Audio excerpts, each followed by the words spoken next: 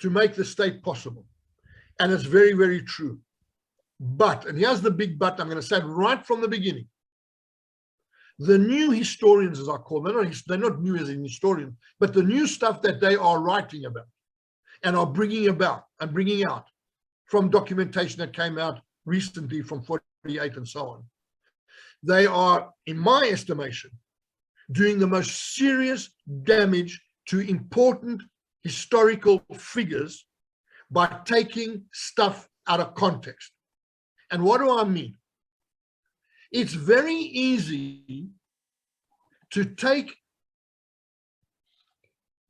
a sentence or a statement or a communication that was made in 1947 or 1948 or 1949 and judge it by 2022 standards. It's not on. You cannot do that because times were different. And I'm going to come to that when we talk about the new historians. But I'm putting that proviso in right from the beginning because I don't want to spend too much time on who she was and what she wasn't. Everybody knows this, but you can read this, right? This is her history. People know more or less about. I want to go into each point, but I'm not going to read what's on here.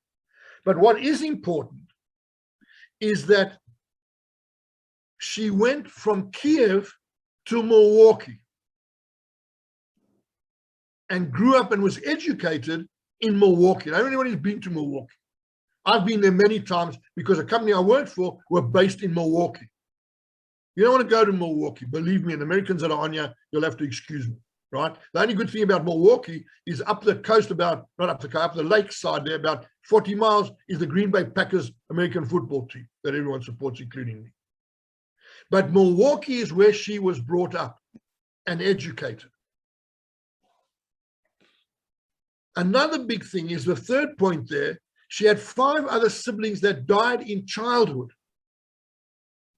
5. The family, as I said, moved to Milwaukee, and that's where she grew up. That's where her Zionism was inculcated. She married Morris Meissen, as you see there.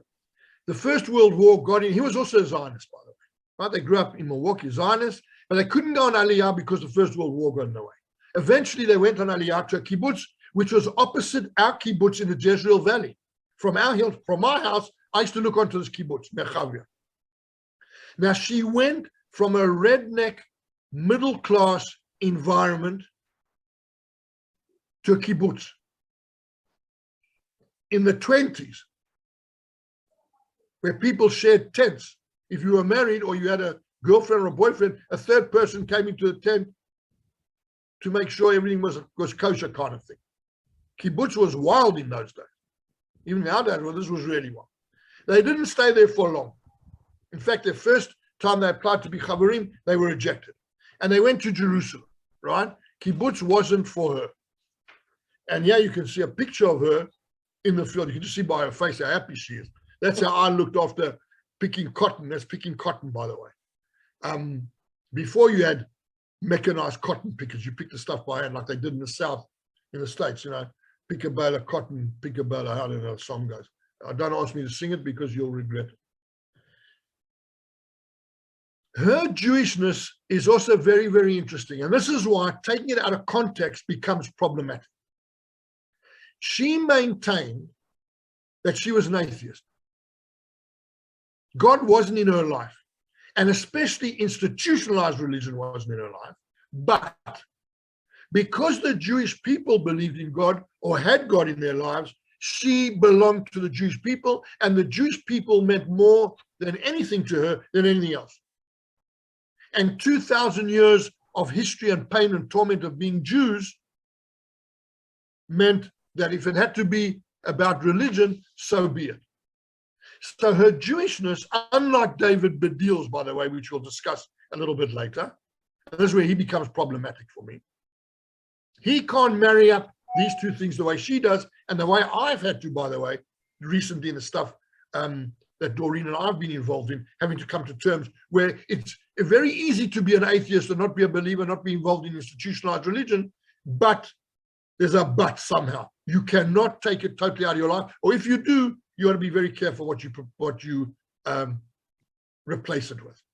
So what happened in the pre-state politics? Now, this is where she becomes very, very involved. She gets elected. This is sort of local election, if you like, the workers' union. They go on shlichut for 2 years, and then their lives separated. They never divorced, but they never lived together after. It was like Shimon Peres much, much later. But this was a divorce in everything but the name. When she came back from shlichut, she then became a member of the main executive committee of the Histadrut. Now remember, the Histadrut is the government in waiting. This is Ben Gurion and his cronies ready to take over the country when the state is declared 10 or 15 years later, although no one knew when it was going to happen then.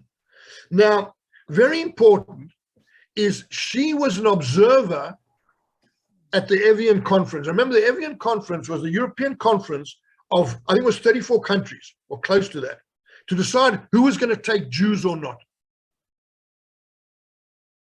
Coming out of Germany, particularly, and Germany and Austria, and they all said no. Remember that. Right, the Evian Conference is a very, and I don't know why it's underplayed in Holocaust history, but it's really, really underplayed, and very few kids know about this. Anyway, no. But she was an observer there, and she knew exactly where Jews stood and what was going to happen when the Nazis took over Europe. You can read the rest of it. One of the important things there,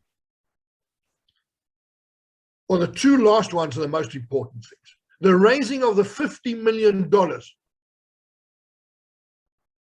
She was sent there to raise $5 million.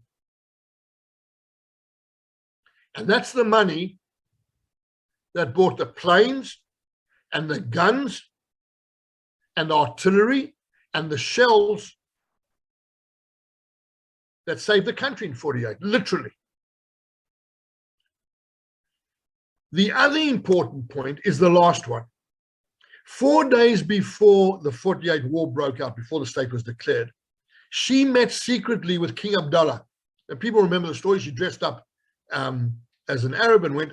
Now, Abdullah was absolutely mortified that they'd sent a woman to negotiate with him. That was probably Ben Gurion's biggest error that he made in the pre-state stuff. He never understood Arab culture because he didn't know any Arab, he was an Ashkenazi Jew. Abdullah was angry, to put it mildly. So she traveled to meet with Abdullah to try and keep them out of the war. He didn't agree, of course, and the rest is history. Now, she's also one of 2 women of the 24 signatories on the Declaration of the State. Only 2, I don't know who the other woman's name is, but she's the only other one. The rest are all men, 22, right? And you can see again how male, Ashkenazi, white, old men were in power. That's how it was then. She's also, by the way, got the record, I don't know what it is. She's the first person to ever been issued with a passport. Why? Because she went to Russia, and I'll show you the photograph that in a minute. You know, remember the famous story of her going on Rosh Hashanah and Yom Kippur in Moscow, and that led, by the way, to Stalin's serious anti-Jewish campaign, especially the doctors, and sending I don't know how many thousands to Siberia. One of the things people don't take into account is that she was the foreign minister when the Suez campaign took place. Although Ben Gurion was the one who was meeting secretly with the British and the French in Paris. And no one's quite sure why he was running this fiasco and not her. And I'm waiting to see documentation coming out about her role in 56. It's all very hazy at the moment. And I'm really interested in that focus. Anyway, Remember as well, one of the things that came out last week about Ben Gurion, he demanded that everybody change their names to Hebrew names. And she changed her name from Ma'asim to Meir, which means to illuminate, to highlight, to illuminate. Meir, ir is or from the word or, Meir, my light. Anyway, here's the picture of her in Moscow. You can see she's ringed there, right? All the Jews came out to the first Israel, and very, very important happenings in Moscow. And there were big numbers, right? These were thousands of people coming out, not hundreds, literally thousands. And it made a very important impact both on her and, of course, on Stalin. Now we come to the problem, what I call the problematica, of historians taking things out of context and judging them by today's standards. Here's the first one. I found a document that she'd sent, what would in today's terms be an email, was a memo, to the Israeli ambassador in Poland, in Warsaw. This is 1958.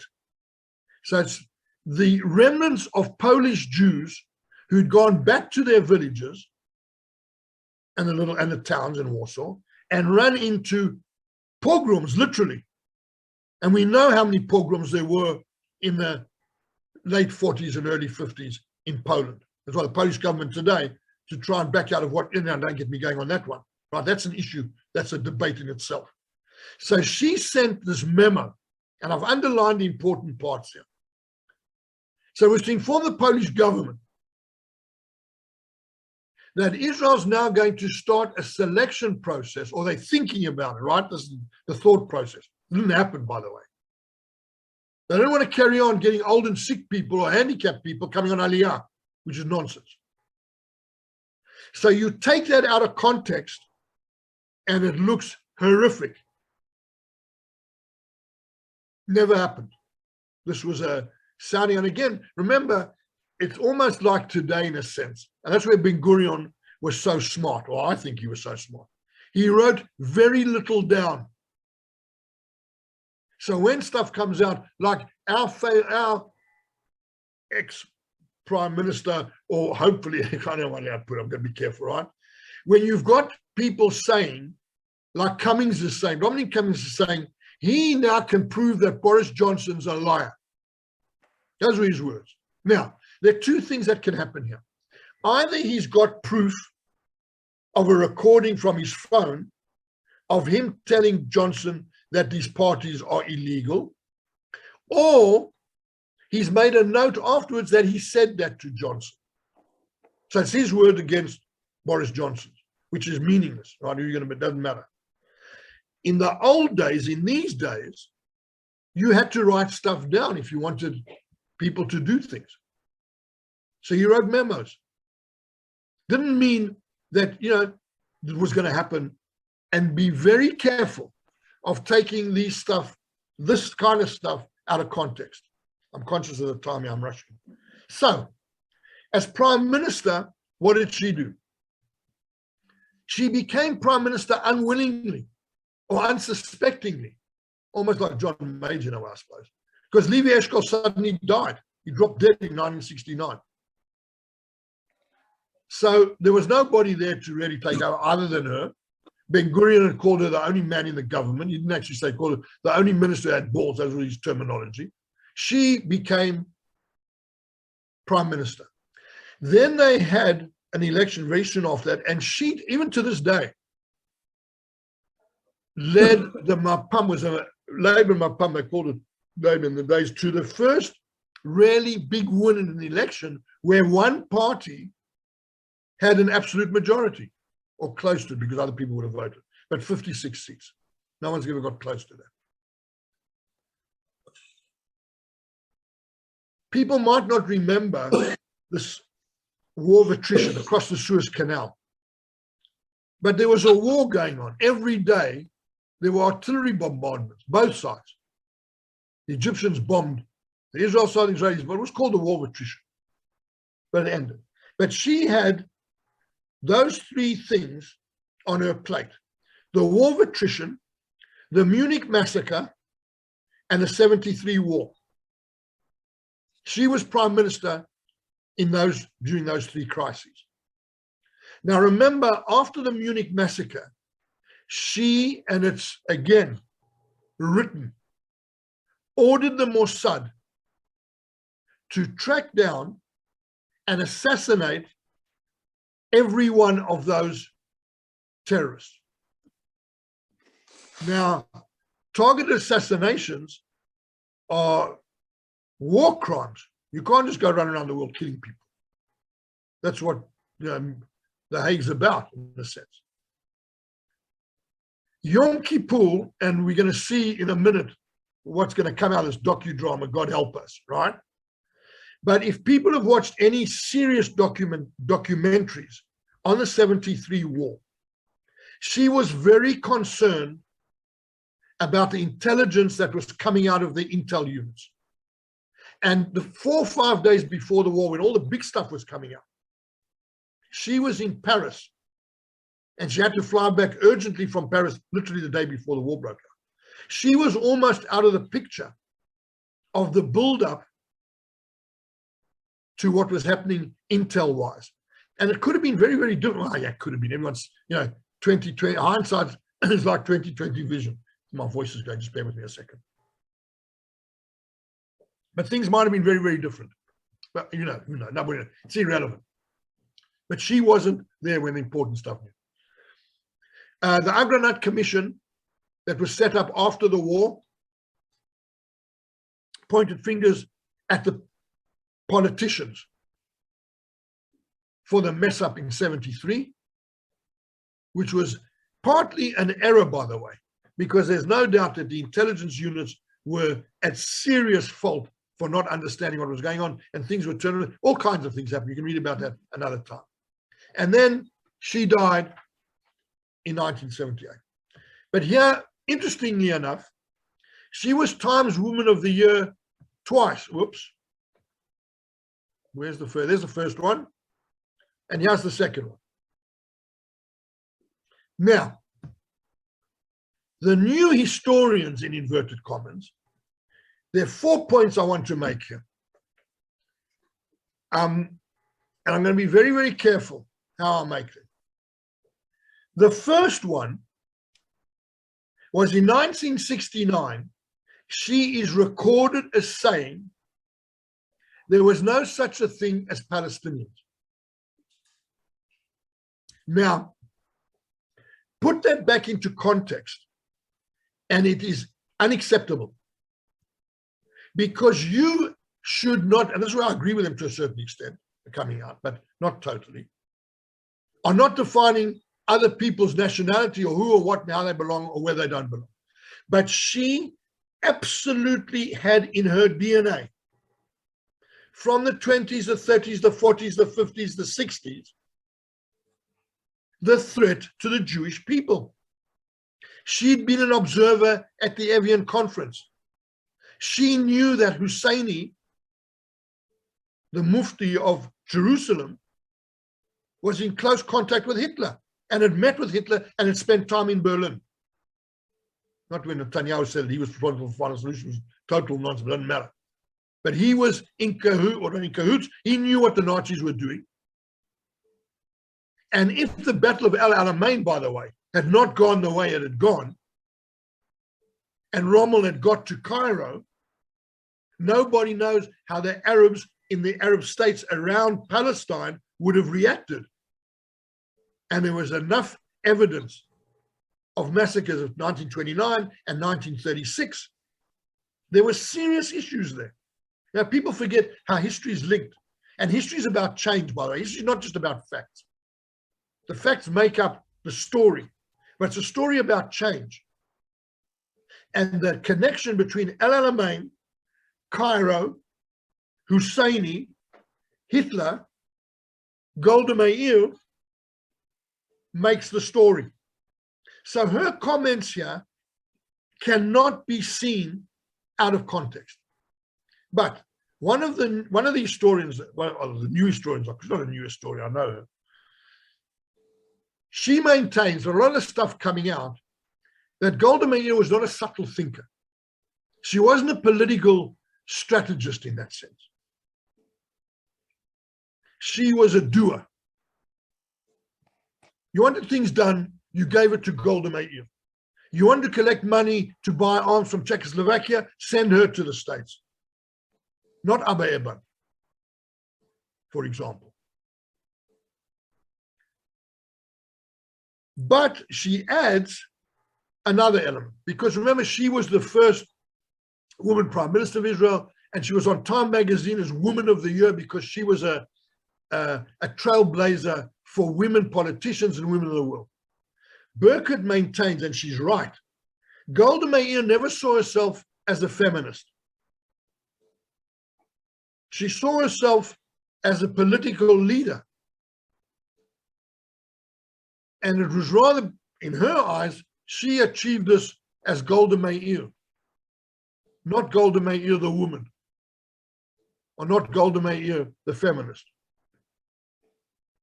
And the last point, and I think this is probably the one that hits it on the nail on the head perfectly. Ophir maintains that her attitude towards Palestinians was very much like the mainstream political Israeli leaders right the way through, including Begin, Rabin, Peres, Netanyahu, Naftali Bennett, all the way through, including left-wing leaders, by the way. It was a macho, chauvinist, denialistic. That for me is the key word here. The land was empty of Arabs, was the first myth. The second myth is these days, most Israelis don't see Palestinians on the West Bank. They don't exist.